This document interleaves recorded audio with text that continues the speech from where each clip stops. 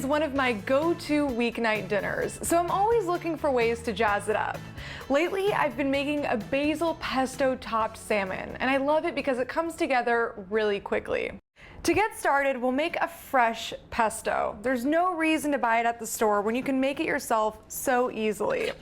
But one of the greatest tips I ever received was that it's best to hand chop all of your ingredients. When you run a pesto through a food processor, what you normally end up with is a paste, and that's not really what you want. You want it to have a little bit more character than that. So we'll start with a whole bunch of fresh basil. Salmon is one of my favorite dinners. It's full of protein, vitamins, and minerals, so it really fills you up, but it's also one of the best sources of omega-3 fatty acids. And those are really good for you. So go ahead and chop your basil until you get a really fine mince.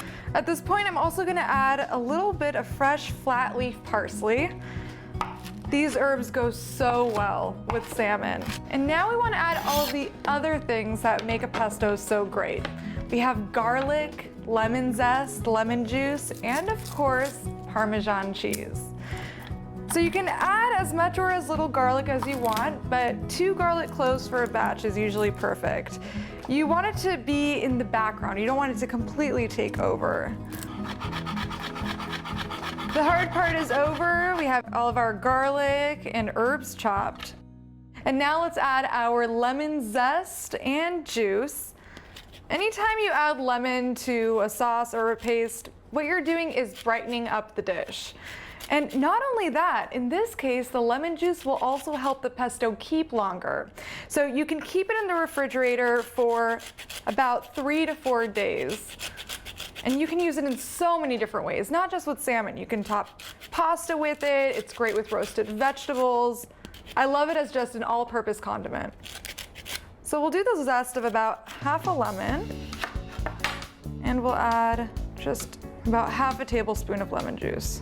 And now we'll add about a 1/4 cup of freshly grated Parmigiano Reggiano. And I like to add a little extra when I'm making the salmon dish because as the cheese cooks, it gets a little brown and creates a little bit of a crust. And then we'll add our nuts. Now, traditionally, pine nuts go into pesto, but you can get creative and have fun with it. In this case, I have ground almonds, but I've made pesto with walnuts before. Anything you have on hand will taste really good here. I also just love the pairing of almonds and salmon together. Now we'll add a little freshly grated pepper and plenty of olive oil. In this case, I'll end up adding about a cup. And you can just mix and check for consistency as you go. It's really not a science. Pesto is all about how you like it. That's why I love it so much.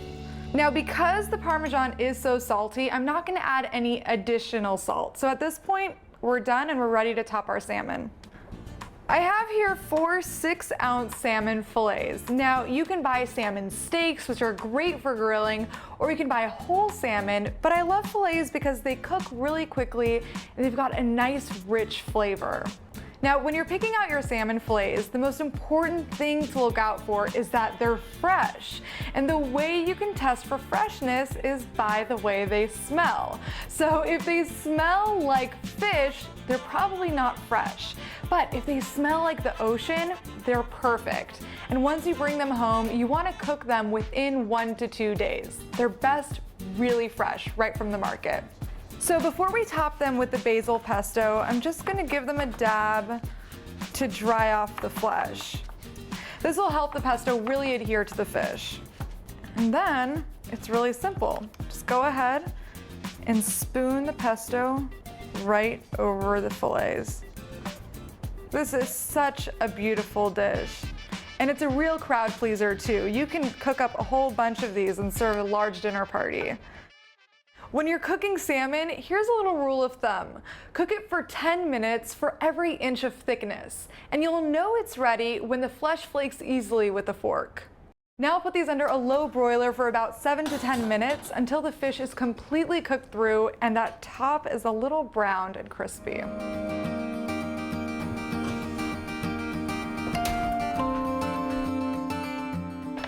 This dish came together so quickly. That's why I love making it on weeknights. And it goes great with pasta, or in this case, I have roasted potatoes. We'll just plate it with our potatoes. And to really brighten up the dish, I love topping it with cherry tomatoes, just right on top. With all the nutrition that salmon has to offer, this makes for a great light and healthy dish. Now all that's left to do is eat.